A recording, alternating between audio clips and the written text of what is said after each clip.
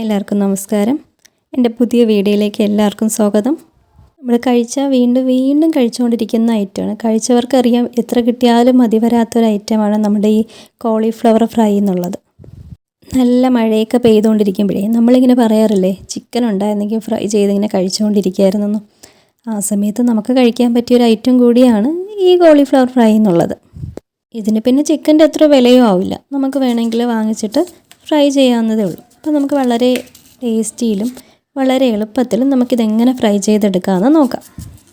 അതിനായിട്ട് ഞാനിവിടെ ഒരു കോളിഫ്ലവർ എടുത്തിരുന്നത് 2 3 ഒക്കെ നമുക്ക് എടുക്കാം. കാരണം ഇത് പെട്ടെന്ന് ഒന്നൊക്കെ ആകുമ്പോൾ നമ്മൾ വളരെ പെട്ടെന്ന് തീർന്നു. കാരണം വീണ്ടും നമുക്ക് അപ്പോൾ അന്നേരം തോന്നും കുറച്ചുകൂടി ഉണ്ടാക്കി വെച്ചിരുന്നെങ്കിലെന്ന് തോന്നും.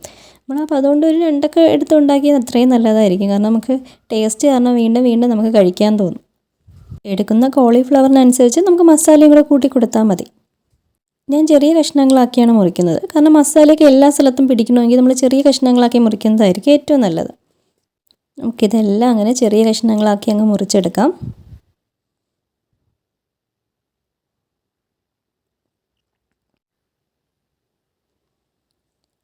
ഇനി നമുക്ക് സ്റ്റൗ ഒന്ന് ഓണാക്കാം. ഞാൻ ഹൈ ഫ്ലെയിമിലോട്ട് മാറ്റിയിട്ടുണ്ട്.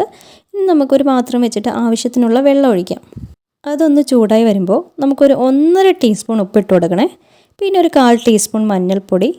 നന്നായിട്ട് അതൊന്ന് തിളയ്ക്കാനായിട്ട് സ്റ്റാർട്ട് ചെയ്യുന്ന സമയത്ത് നമുക്ക് ഈ കോളിഫ്ലവറും കൂടി ഒന്ന് ഇട്ട് കൊടുക്കാം. ഹൈ ഫ്ലെയിം ആയതുകൊണ്ട് തന്നെ അത് വളരെ വേഗത്തിൽ തന്നെ അത് തിളച്ച് വരും.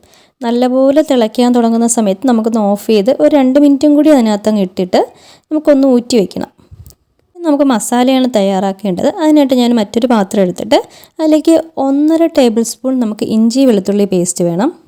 2 ടേബിൾ സ്പൂൺ കാശ്മീരി മുളക് പൊടി, 1/2 ടേബിൾ സ്പൂൺ എരിവുള്ള മുളക് പൊടി, 1.5 ടീസ്പൂൺ പെരുംജീരകം, 1 ടേബിൾ സ്പൂൺ മല്ലിപ്പൊടി, 1 ടീസ്പൂൺ കുരുമുളക് പൊടി, 2 ടേബിൾ സ്പൂൺ നമ്മളെ തക്കാളി അടിച്ചെടുത്തത്. നമ്മുടെ മിക്സിയിൽ സാധാരണ തക്കാളി ഇങ്ങനെ അടിച്ചെടുക്കില്ലേ, അതുപോലെ അടിച്ചെടുത്തതാണ്. നമുക്കിതെല്ലാം കൂടി ഇട്ട് കൊടുത്തിട്ട് നന്നായിട്ടൊന്ന് മിക്സ് ചെയ്തെടുക്കണം. നന്നായിട്ടൊന്ന് മിക്സ് ചെയ്തതിന് ശേഷം നമുക്കൊരു അരമുറി നാരങ്ങ നീരും കൂടി ഒന്ന് ഒഴിച്ചു കൊടുക്കാം. അപ്പോൾ അതിനകത്ത് ഒരു പ്രത്യേക ഒരു ടേസ്റ്റൊക്കെ വരും കേട്ടോ. ഈ തക്കാളി അടിച്ചൊഴിച്ചതും നമ്മുടെ ഈ നാരങ്ങയൊക്കെ ചേർക്കുമ്പോൾ വേറൊരു ടേസ്റ്റ് വരും അതിനകത്ത്. മിക്സ് ചെയ്ത ശേഷം നമുക്കിവിടെ ചേർക്കേണ്ടത് 1 കപ്പ് കടലമാവാണേ. അതായത് ഒരു 250 ml ഞാൻ ചേർക്കുന്നുണ്ട്. അപ്പോൾ കൂടുതൽ മാവിടുമ്പോഴേ നമ്മൾ എല്ലായിടത്തും ഏകദേശം അത് പിടിക്കുകയുള്ളൂ. അതായത് ഇതൊരു 1/2 കപ്പാണ്. അപ്പോൾ ഇതിൽ 2 പ്രാവശ്യം ഞാൻ എടുത്തിട്ടുണ്ട്. ഇനി 2 ടേബിൾ സ്പൂൺ കോൺഫ്ലോറും 1 ടേബിൾ സ്പൂൺ മൈദയും കൂടെയാണ് ഇതിലേക്ക് ചേർത്തിട്ട് നമുക്കൊന്ന് മിക്സ് ചെയ്തെടുക്കേണ്ടത്. ഇനി നമുക്കിതിലേക്ക് വെള്ളമാണ് ഒഴിച്ചു കൊടുക്കേണ്ടത്. ഞാൻ ഏകദേശം ഒരു 3 ടേബിൾ സ്പൂൺ വെള്ളം മാത്രമേ ഒഴിച്ചു കൊടുത്തിട്ടുള്ളൂ. ആദ്യമേ നമ്മൾ ഒരുപാട് വെള്ളം ഒഴിക്കരുത്. ആവശ്യത്തിന് എത്രയാണോ വേണ്ടത് അതിനനുസരിച്ചിട്ട് കുറച്ചായിട്ട് വേണം ഒഴിക്കാനായിട്ട്.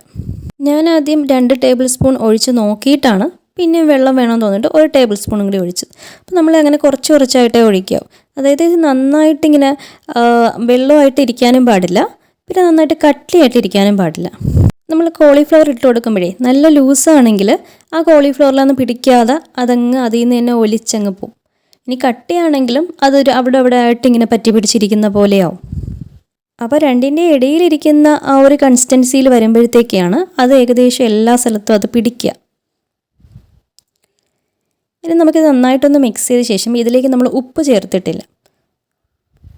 ഞാനിവിടെ 1 ടീസ്പൂൺ ഉപ്പാണ് ചേർത്ത് കൊടുത്തിരിക്കുന്നത്. പിന്നെ നമ്മൾ കോളിഫ്ലവർ വേവിച്ച സമയത്തും അതിലേക്ക് ഉപ്പിട്ടിട്ടുണ്ടായിരുന്നു.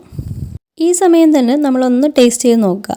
എന്നിട്ട് ഉപ്പ് ഇനിയും വേണമെങ്കിൽ ഈ സമയം തന്നെ നമ്മളൊന്ന് ചേർത്ത് കൊടുക്കേണ്ടതുണ്ട്. എത്രയാണോ വേണ്ടത് അത്ര മാത്രം ചേർക്കുക. എന്നിട്ടും ടേസ്റ്റ് ചെയ്ത് നോക്കിയിട്ട് അതിനകത്ത് ഇനിയും കുറച്ചുകൂടി ഉപ്പ് വേണമെന്ന് തോന്നുന്നുണ്ടെങ്കിൽ അപ്പോഴും കുറച്ച് ചേർത്ത് കൊടുക്കുക. ഇത് നമുക്ക് നന്നായിട്ടൊന്ന് മിക്സ് ചെയ്തെടുക്കാം. കാരണം കോളിഫ്ലവറിൽ ഉപ്പുണ്ടായിരിക്കും. ഇനി നമുക്ക് ഈ മാവിലാണ് ഉപ്പ് വേണ്ടത്. നമുക്ക് ഊറ്റി വെച്ചിരിക്കുന്ന കോളിഫ്ലവർ ഇതിലേക്ക് ഒന്ന് ഇട്ട് കൊടുക്കാം.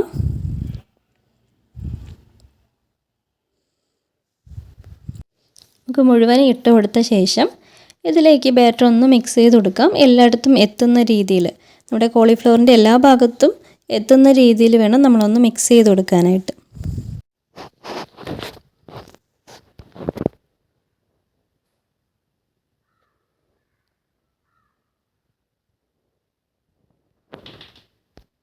ഞാനിവിടെ എല്ലാം നന്നായിട്ടൊന്ന് മിക്സ് ചെയ്ത് വെച്ചിട്ടുണ്ട്.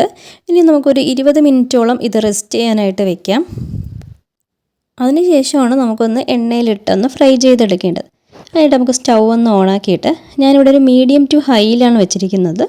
അത് നിങ്ങളുടെ തീയുടെ അനുസരിച്ചിട്ട് വേണം ഫ്ലെയിം മീഡിയത്തിലാണോ ഹൈയിലാണോ ഒക്കെ ഇട്ട് കൊടുക്കേണ്ടത്. കാരണം ഇത് നമ്മുടെ കോളിഫ്ലവർ ഏകദേശം വെന്തതുകൊണ്ട് നമുക്കിനി കൂടുതലായിട്ട് അകം വേവാനായിട്ടില്ല. ഈ മാവ് ഒന്ന് വേവുന്ന ടൈം മാത്രമേ ഉള്ളൂ.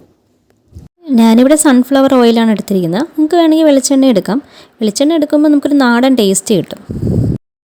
ഞാനിവിടെ വേറെ 2 മിനിറ്റ് മാത്രമേ ഫ്രൈ ചെയ്തിട്ടുള്ളൂ. നമുക്കൊന്ന് കരിഞ്ഞൊന്നും പോവാതെ കറക്റ്റ് ഒരു ബ്രൗൺ നിറമാവുന്ന സമയത്ത് നമുക്കൊന്ന് തിരിച്ചിട്ട് കൊടുത്ത് അതും ഏകദേശം ഒരു 2 മിനിറ്റ് മാത്രം നമ്മളൊന്ന് ഫ്രൈ ചെയ്തെടുത്താൽ മതി. അപ്പോൾ നമ്മുടെ ഭാഗം എന്ന് വെച്ചാൽ കുറച്ച് ക്രിസ്പി ആയിട്ടും അകം നല്ല സോഫ്റ്റായിട്ടാണ് ഇരിക്കുന്നത്. കാരണം നമ്മുടെ കോളിഫ്ലവർ കുറച്ച് സോഫ്റ്റാണ്. അപ്പോൾ നമ്മളിങ്ങനെ കഴിക്കുമ്പോൾ കുറച്ച് ക്രിസ്പിയും കുറച്ച് സോഫ്റ്റും കൂടെ ആകുമ്പോൾ ഒരു പ്രത്യേക ടേസ്റ്റ് അല്ലേ. കോളിഫ്ലവർ 1/4 ഭാഗമോ അല്ലെങ്കിൽ മുഴുവനായിട്ടോ എണ്ണയിൽ മുങ്ങി നിൽക്കുന്ന രീതിയിൽ വേണം നമ്മൾ ഇട്ട് കൊടുക്കാനായിട്ട്. അപ്പോഴാണ് അതൊന്ന് നന്നായിട്ടൊന്ന് ഈ ക്രിസ്പി രൂപത്തിലൊന്ന് വരാമെന്നുള്ളത്. അപ്പോൾ നമ്മൾ ആവശ്യത്തിന് എണ്ണ ഒഴിച്ചാൽ മതി. ഒരുപാടൊന്നും ഒഴിക്കണ്ട. പക്ഷെ നമ്മൾ കുറച്ചായിട്ട് വേണം ആ സമയത്ത് ഇട്ട് കൊടുക്കാൻ.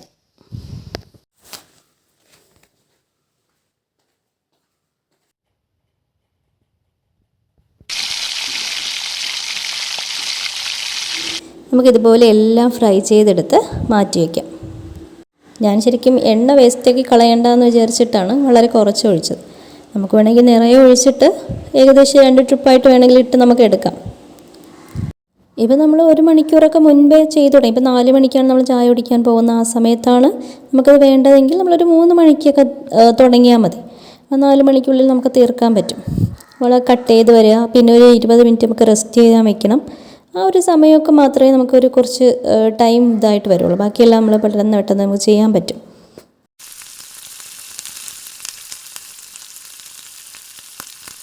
ഈ ഫ്രൈ ചെയ്ത കോളിഫ്ലവർ മാത്രമായിട്ട് കഴിക്കുന്നത് ഒരു ടേസ്റ്റ് തന്നെയാണ്. പക്ഷേ അതിനേക്കാളും കുറച്ചുകൂടി ടേസ്റ്റ് ഉണ്ടാകും നമുക്കൊരു ചട്നിയിലും കൂടി മുക്കി കഴിക്കുന്നത്.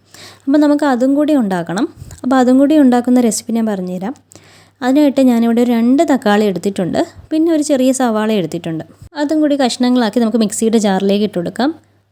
1 ടേബിൾ സ്പൂൺ കാശ്മീരി മുളക് പൊടിയും 1 ടീസ്പൂൺ ഉപ്പും പിന്നെ 1 ടീസ്പൂൺ കെച്ചപ്പാണ്. നമ്മുടെ ടൊമാറ്റോ കെച്ചപ്പും കൂടി ഇട്ടിട്ട് നമുക്കൊന്ന് അടിച്ചെടുക്കാം. നല്ല പേസ്റ്റ് രൂപത്തിൽ അടിച്ചെടുക്കാം. ഞാനൊന്ന് ടേസ്റ്റ് ചെയ്യട്ടെ. പറയാതിരിക്കാൻ വയ്യ, പൊളി ടേസ്റ്റാണ്. നിങ്ങളൊന്ന് വീട്ടിൽ തയ്യാറാക്കി നോക്കുക. വീഡിയോ ഇഷ്ടമായാൽ നിങ്ങൾ ലൈക്ക് ചെയ്യുക. നന്ദി.